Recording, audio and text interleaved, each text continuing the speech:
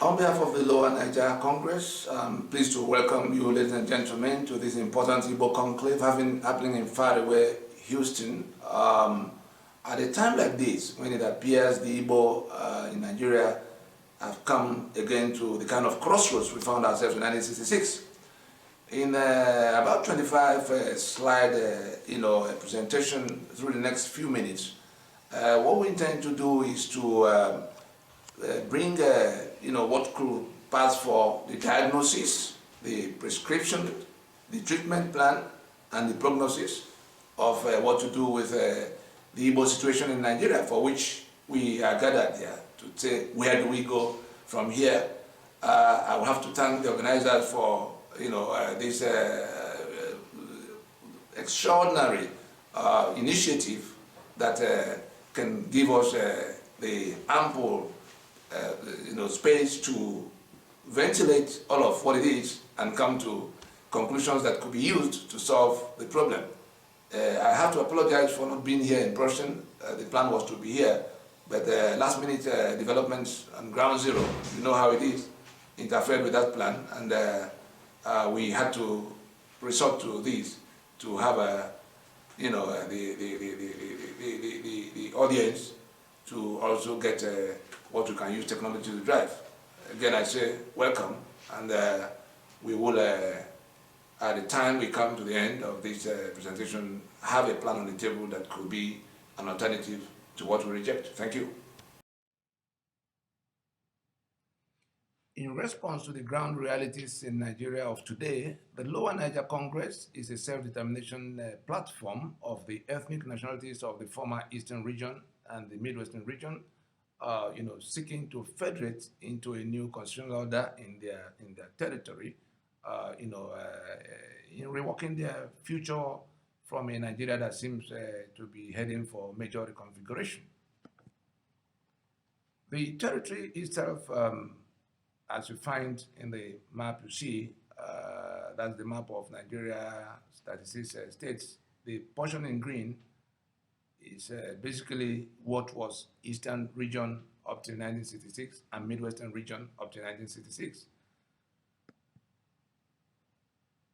In the fuller map of Nigeria that we see, the green portion to the top is 12 states, the 12 contiguous states of the Muslim North that had imposed Sharia since year 2000 and effectively seceding from the Constitution of Nigeria. We call it a constitutional secession, for them to bring a Sharia that rejects democracy and constitutionalism. And we are thinking that it's better to let them, they have a right to self-determination like the rest of the country. The blue to the left there is the Yoruba contiguous, bloc.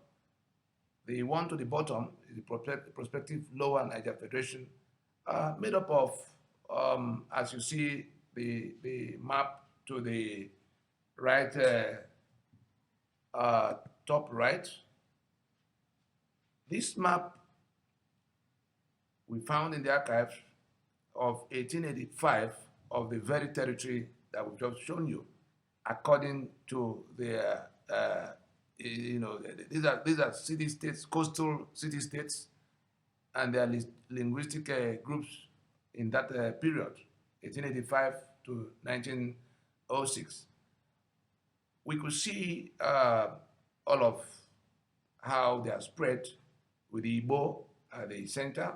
You see the Ijaw, and then the Anang, the Efik, and all of that. We had to go for this map so that, because incidentally, everybody still lives exactly where they were on this map to date. The only thing that has changed is Nigeria that had, put states and council areas in such a manner that, nothing to do with reality anymore. And we say we go from the known to the unknown. That's the map of the Lower Niger. Today, it's called South, South, and Southeast, but we are not talking about all of that. We're just talking about the ethnic nationalities in this geographical space, seeking to federate, going forward politically. The two maps you see, because there's been a lot of confusion and misunderstanding between Biafra, that is all over the place now, and the lower Niger that we are talking about. The Biafra, like you see on your map, on the map to your left, is basically, was basically the former eastern region. And you could see that Asaba, Abo, and all of what was Midwest was not in that. But today, in the lower Niger, the map to your right, you will see that the balance of the Igbo on the left side of the river Niger, and the Robo, the Shekiri, the Bini, the Edo,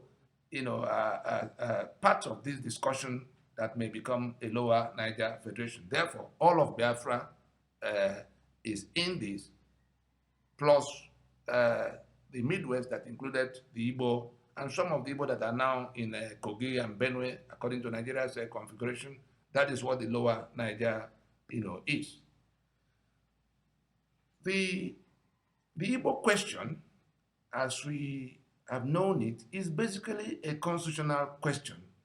And the lower Niger Congress is of the firm conviction that self-determination is the panacea. The self-determination is the answer to all constitutional questions. Whether you went to South Africa, where apartheid was in place, or you went to Congo, or all of those disputations, or even in the West, where we're talking about Catalonia and the rest of Spain, or Corsica and the rest of France, whatever the complaints are, particularly with emphasis on the Igbo situation in Nigeria, whether it is the killings that are happening or our infrastructure that is damaged, whatever it is simply constitutional questions that will have to be answered. And the answering of it takes the shape of self-determination, in which case you are going from imposition to agreement. You are going from internal colonialism to letting people agree on how they want to live together. And if that agreement is not forthcoming, of course, everybody will have to make alternative arrangements. Because what we have now is the suzerainty that the British had enjoyed for almost 70 years, being passed on to local agents of theirs, which basically is the rest of Nigeria as far as the East is concerned. The specific issues, the specific things creating problems for us inside the current Constitution of Nigeria, 1999, are listed here. The first is that our consent to the being and the terms of the Nigerian Union was manufactured and in place in a preamble that is foisted on us, the authorship of that same document saying that we, the people, made it. We never made it. We couldn't have made our damnation. Second is the 36 state structure supported by several local government areas, which make the Igbo a permanent political minority in terms of revenue sharing, in terms of political decision and representation.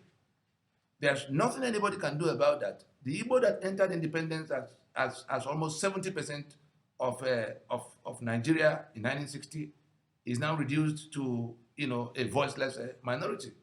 Then we have the 68th item federal exclusive legislative list, by which the federal government, basically the rest of Nigeria, empowers and confiscates both assets and the right to work those assets for the benefit of the federating units. Such assets including oil, gas, coal, limestone, huge maritime space, and other resources.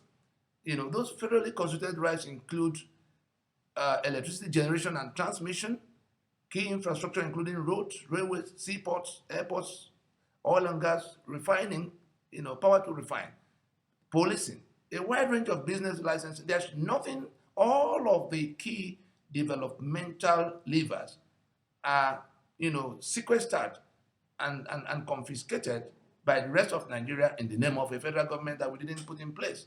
These are the things that chain Eastern Nigeria down, the Igbo down.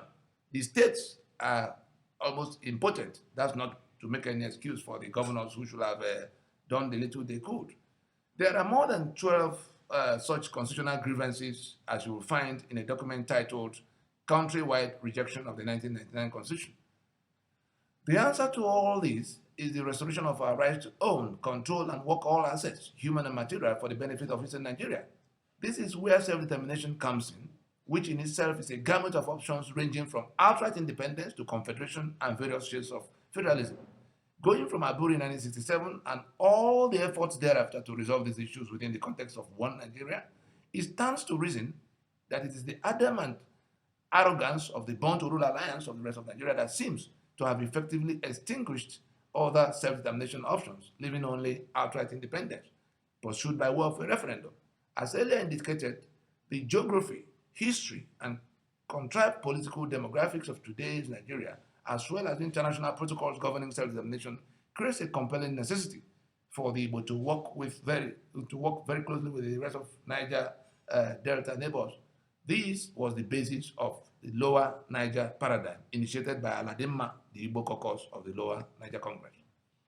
As Nigeria wobbles through, what you see here was put out on the 30th of May 2012, to say that this was where ALADINMA, which is the Igbo Caucus within the Lower Niger Congress, told the whole world. I'm sure all of you have the full text in your electronic devices because the Secretariat had forwarded same to everybody. But we just extracted these few paragraphs to give an indication that there is an engagement with the issue on ground, and that if we take it from what we find here to where it is now, where people are being shot in Aba, on Nature, and Port Harcourt, everywhere in Nigeria, on account of wanting the restoration of Biafra, which for them was an alternative and is still an alternative to Nigeria. Therefore we say, ALADINMA speaking now, that as Nigeria wobbles in the throes of what seems its terminus, and the various federating blocs continue to explore options for their political future, a research-based, odyssey of the Igbo in Nigeria from inception to date, intended to birth an action plan for societal reconstruction, was undertaken by a younger generation that couldn't have participated in the Biafran War just by their age, and codenamed ALADINMA over a period of, now 17 years. Then it was just about 12 years plus. That initiative has not only diagnosed the Igbo question correctly, but has attracted a considerable mass of adherents with clarity, commitment, courage, and capacity to drive the change processes required completely to re-engineer the Igbo society within a reconfigured political structure and thought-driven. ALADINMA had the privilege of working with a select few of older generation, including Chukwemeka Odumegwu Ojukwu, CCO, and some other persons still working with us. As detected by the wider constitutional dimensions of the project, ALADINMA reached out to other ethnic nationalities co-suffering with Igbo in the failed British experiment we call Nigeria, such that in blocks of cohesive formations, they are in consensus, working out constitutional arrangements that will peacefully ease out the current imposed constitutional order, which is the source of the nightmare Nigeria has become for its peoples, including the Igbo. The ALADINMA ideal in time evolved into an organized movement quietly coordinating the Igbo arm of Lower Niger Congress. And like I said before, the LNC is an initiative to federate the peoples of the former Eastern and Midwestern region into a prospective Lower Niger Federation in readiness for the inevitable constitutional reconstruction of Nigeria. The basis of intervention. We say, ALADINMA speaking still, it is an open secret that the Nigerian war against Biafra did not end in 1970. Battlefields merely shifted to other fronts. Post-war assets seizures, targeted infrastructural decay, glass ceiling in public service, and remotely orchestrated electoral hits, which enthroned mainly societal renegades in power, all render Igbo land the jungle it has become. For the Igbo, the constitutional regime in place today, the so-called 1999 Constitution, is basically a codification of the terms of conquest by Nigeria and its foreign sponsors to permanently control the war booty, one Nigeria, very carefully choreographed constitutional order in which a contrived political majority created by and imposed states and local government structures arrogantly preside over the lives and assets of a numerical majority who are now negligible political minority. That's the Igbo. With a 68-item federal exclusive legislative list, which firmly put in the hands of the contrived political majority absolute control of the levers of development and governance. The so-called states are mere administrative appendages groveling at the feet of an almighty federal government, constitutionally forbidden and incapacitated from doing many things, including generation, transmission of electricity, internal security, railway, ports, all of those things, 68 items. The Lower Niger Congress is of the firm view that the raging Biafra agitation is symptomatic of a massive, though unspoken, desire for self-emancipation by the peoples of the former eastern region and their neighbors in the rest of Niger Delta from imprisonment of Nigeria. In other words, Biafra is a euphemism for the quest for self-determination by the peoples of the Lower Niger. The reason for this quest, and particularly the new urgency it has assumed, can be gleaned from an alarm come admonition by SANUSI LAMIDO, SANUSI, the former governor of Central Bank, now Emir in Kano. I quote LAMIDO, he says that the northern bourgeoisie and the Yoruba bourgeoisie have conspired to keep the Igbo out of the scheme of things. They've been defeated in war, rendered paupers by monetary policy, fiat, their properties declared abandoned and confiscated, kept out of strategic public sector appointments, and deprived of public services. The rest of the country forced them to remain in Nigeria and has continued to deny them equity. Our present political leaders have no sense of history. There is a new Igbo man who was not born in 1966 and neither knows nor cares about Nzogwu and Ojukwu. There are Igbo men in the streets who were never Biafrans. They were born Nigerians and are Nigerians, but suffer because of the actions of earlier generations. They will soon decide that it is better to fight their own war and maybe find an honorable peace than to remain in this contemptible state in perpetuity. The Nigerian bourgeoisie, the northern bourgeoisie and the Yoruba bourgeoisie have exacted their pound of flesh from the Igbos for one Sadona, one Tafawa Balewa, one Akintola, and one Okotiebo. Hundreds of thousands have died and suffered. If these issues is not immediately addressed, no conference will solve Nigeria's problems. End of quote. With the experiences of the past and in readiness for the fallouts of the impending change, ALADINMA has worked out with Lower Niger Congress an offshore-based asset protection guarantee scheme to ensure that Igbo assets and those of the rest of the Lower Niger will not be lost by the owners, at least in value, on account of any changes in Nigeria. Information on the modalities for inventory and other steps will be made public in the coming days. Of course, there are international protocols. Prior to the 1966 to 70 genocidal episode and its aftermath through the years, as referred to by SANUSI, there had been the so-called Northernization program by Sir AHMADU Bello, then Premier of Northern Region, in which better qualified Easterners were replaced by Northerners or foreigners in the civil service, while massive expropriation was enacted against Igbo asset owners. The same AHMADU Bello had, in the week of independence in 1960, declared to his lieutenants as follows: the new nation called Nigeria should be an estate of our great-grandfather, Uthman Dan Fodio. We must ruthlessly prevent a change of power. We use the minorities in the north as willing tools and the south as a conquered territory. Never allow them to rule over us and never allow them to have control over their future. Parrot newspaper, 12th October 1960. Anybody still wondering at the overwhelming sentiment towards self-determination in eastern Nigeria should ponder over the following: the imposition of Sharia by 12 states of the far north, in which the faith of the adherents require them to kill the infidel, compounds the pathetic woes of the Igbo in Nigeria, who, entering independence as a conquered territory according to AHMADU Bello, got defeated in a war of genocide and now living under apartheid constitutional arrangement according to SANUSI, imposed as the victory charter by the all-conquering alliance of the rest of Nigeria.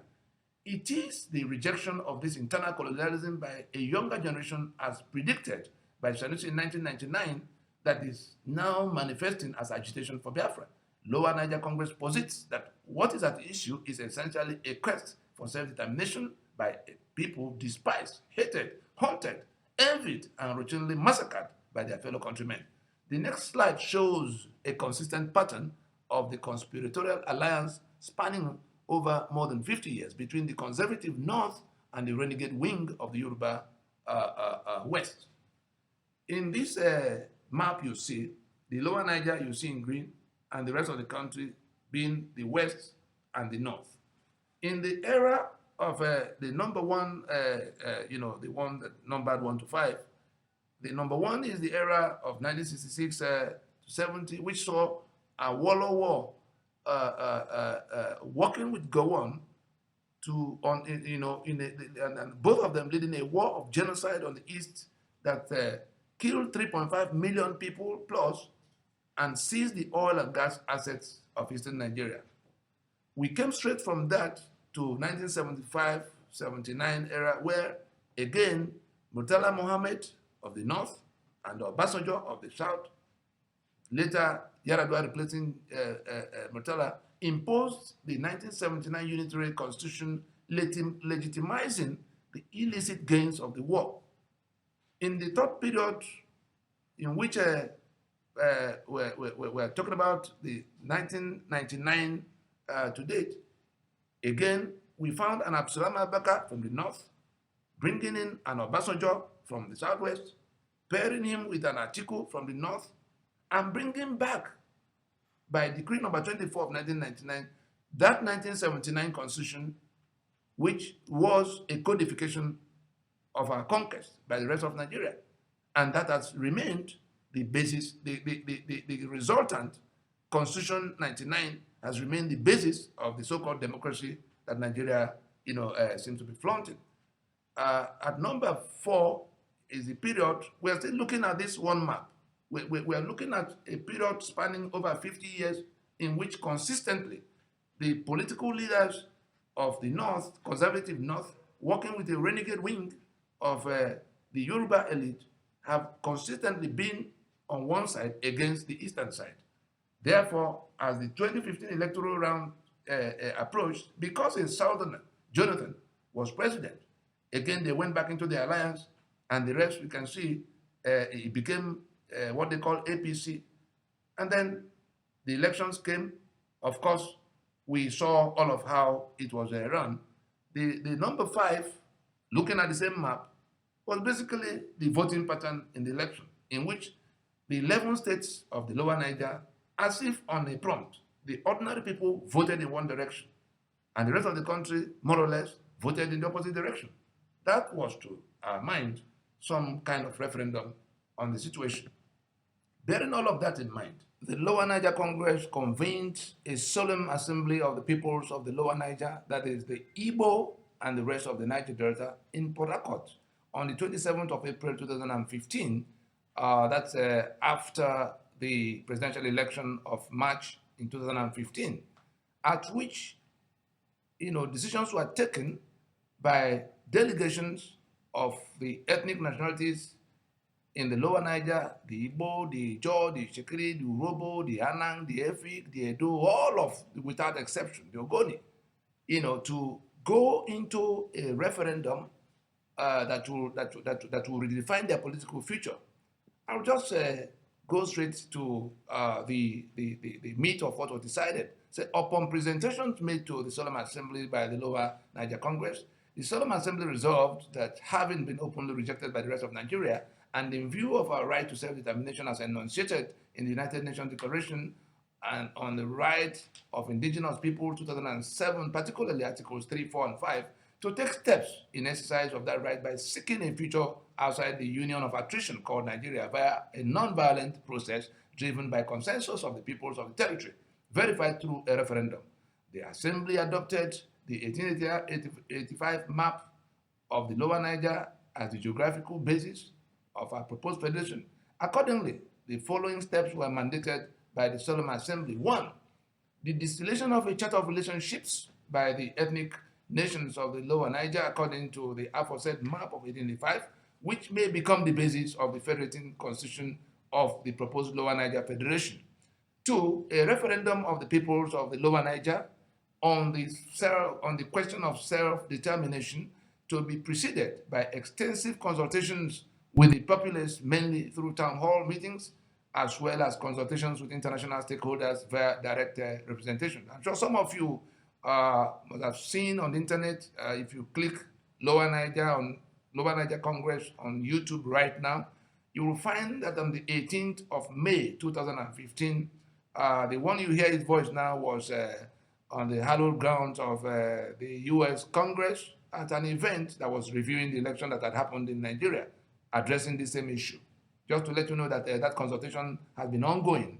3, to avoid a repeat of the wicked expropriation of assets enacted against the people of Lower Niger, particularly the Igbo in 1970, via abandoned property decree, an asset protection and guarantee scheme to secure, at least in value, the assets of the peoples of the Lower Niger situated outside the Lower Niger territory within Nigeria.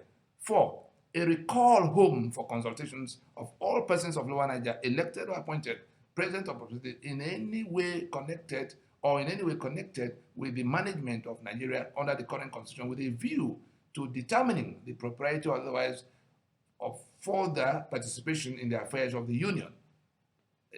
Formal announcements specifying the dates and venues for such consultations shall be made public in the course of time. 5, a standing all-purpose committee of the Solemn Assembly to be constituted to oversee the processes herein outlined and to deal with discussions involving all persons and institutions in furtherance to this mandate. Again, in the same video, you will find that the team that went to the U.S. Congress had proceeded to the UN in New York a few days after. These discussions are already going on, and I'm sure some of you heard the European Union speaking up in favor of a referendum to resolve the Biafran question, recently. As we prepare, that's the conclusion to the resolutions in Port Harcourt. As we prepare for this all-important referendum on self-determination, let it be known to the whole world that the Union of Nigeria is now a disputed project, and until these disputes are fully resolved, all international stakeholders are hereby put on notice and advised to take these realities into account in their dealings. You will see that the signatories of the decisions of the Port Harcourt event include Joe Achuzier, many of you know him, he chaired the assembly. There's Fred Agbeegbe, the president of Lower Niger Congress.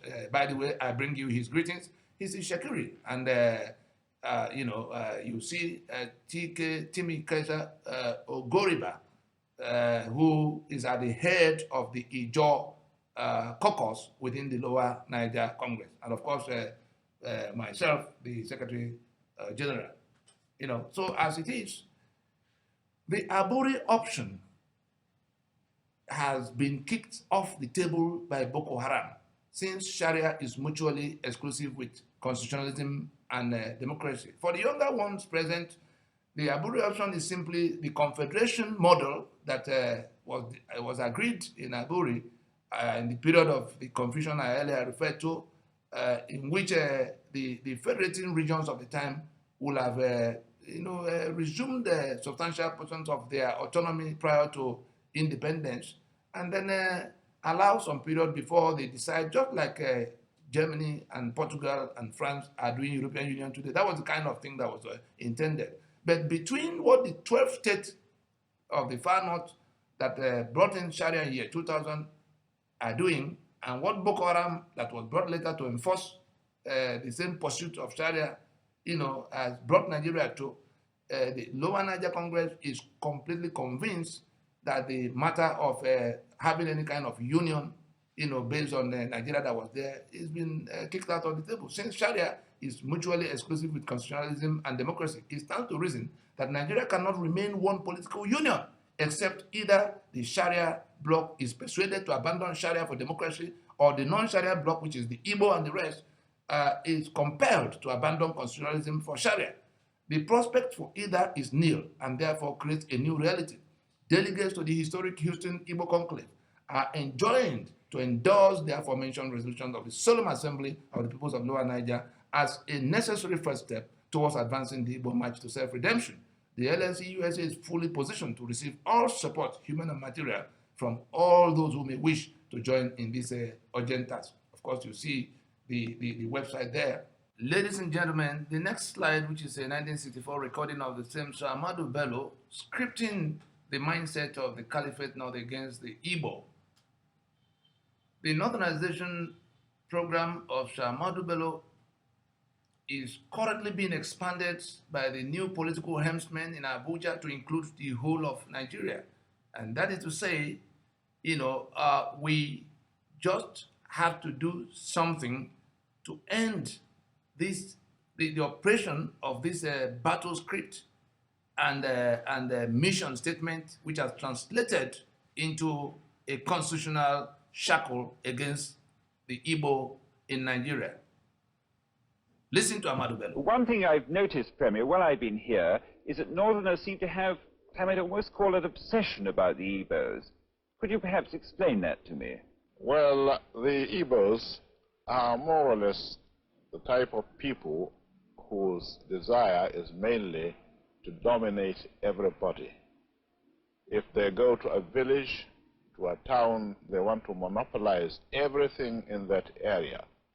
If you put them in a labor camp as a laborer, within a year they will try to emerge as headman of that camp, and so on. Well, in the past, our people were not alive to their responsibilities, because you can see from our northernization policy that in 1952, when I came here, there weren't 10 northerners in our civil service here. Then I tried to have it northernized, and now all important posts are being held by northerners. Is this policy of filling all key posts in the north solely with northerners and not with other Nigerians a temporary or a permanent one? In actual fact, what it is a northerner first. If you can't get a northerner, then we take an expatriate like yourself on contract. If we can't, then we can employ another Nigerian, but on contract too. This is going to be permanent, I should say, as far as I can foresee, because it will be rather dangerous to see the number of boys who are now turning from all our learning institutions, coming out with having no work to do. I'm sure whichever government of the day might be, it will feel rather embarrassed, and it might even lead to bloodshed. Doesn't this damage the idea, sir, of all people in all regions in Nigeria being fellow citizens of one country? Well, it might, but you are, I mean, new to our region, but how many northerners are employed in the east or in the west? The answer is no. And if there are, there may be 10 laborers employed only in the two regions. What Bello said was mostly true. The Easterners at that time were the most progressive Nigerians. They were in top positions all across government, and with Ironsi and Easterner in power, the northern fear was that the East would dominate Nigeria forever. In conclusion, the Lower Niger Congress is firmly convinced that self-determination is the answer to the Igbo situation in Nigeria today, and referendum, not the bearing of arms or any kind of fight, solves it. Can we all then embrace this option in order to walk into our destiny, our future, away from a present and a past of bloodletting and retardation? I thank you for your attention. God bless you all.